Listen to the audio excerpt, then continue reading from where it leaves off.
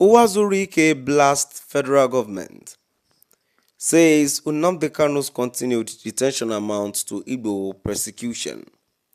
My dear listeners, good day from wherever you're listening from as I bring an interesting news to you today. Moving on to the full details, kindly please ensure you like, subscribe to this channel and share.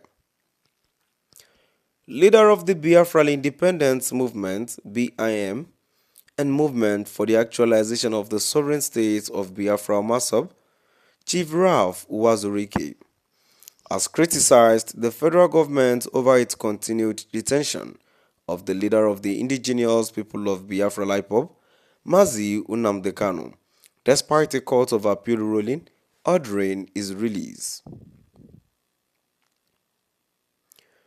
In a strongly worded telephone interview, Uwazuruike described Kanu's prolonged incarceration as a shameless disregard for judicial authority and a deliberate act of oppression against the Igbo people.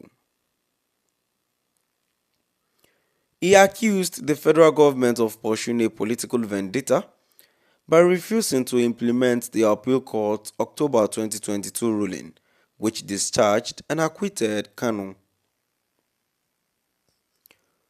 Uwazuruike decried what he called the manipulation of justice, stating if the federal government didn't like the decision of the appeal court, they should obey it first. It is their court. He described the government's move to reopen proceedings at the lower federal high court as unjustifiable and disrespectful to the judiciary. He further alleged ethnic bias in the treatment of Kanu compared to larger agitators, referencing Yoruba activist Sunday Igbo, who was released without similar legal wrangling. What is the difference between Igbo and Kanu? One is Yoruba, the other is Igbo. That is the only difference, he asserted. Uwazuruike condemned the federal government's alleged protection of real threats like armed Fulani herdsmen, while targeting Kanu with what he called ridiculous evidence such as laptops and phones. He said the continued detention was part of a broader plan to suppress and humiliate the Igbo, especially with the 2027. My dear listeners, now we've come to the end of our today's news. There's something I would like to address here. I've seen a quiet news talking about the difference between Igbo and Kanu. One thing I feel about the whole thing is that truly Igbo was arrested and now they've left him.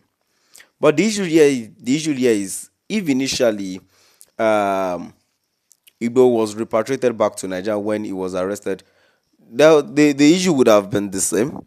So, but Kanu was being arrested in Kenya and then he was being repatriated back home. So that is why the issue has gone worse. So moving down to the comment section. The first comment here says, all Nigerians know what is happening. Forget Uzodimma and Umahi, who we all know their story in trade. Another comment here says, Uwazuruike, nothing concerns Ekperiman, Nnamdi Nwankwo Amukanu's Biafra fraud and terrorism with the Igbo ethnic group. The terrorist Kanu and Ekperiman Simon Ekpentalekpala confirmed criminals and terrorists.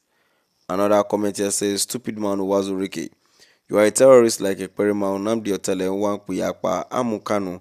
You are the fool and scammer who introduced the lunatic Kanu into Biafra fraud. Comment to says, after rain there will be sun. There will be sunshine. What goes up must come down. Na dem go tire. Yet another comment here says, but you been collect money chop, but how much you collect? A comment here says it will land at their heads. Mostly Buhari we are living and we are hearing. Let's see where they will. If they end well, let everyone get ready to do bear their secret. Will be linked one by one. A comment too says, but you Igbos joined your Fulani masters to fight Adakaboro when he declared Republic of Niger Delta. Ojukwu was at the forefront of the war, taking instructions from Iransi, what the Niger Deltans saw 100 years ago. Isaac Adakaboro declared Niger Delta Republic, but Ojukwu fought and arrested him.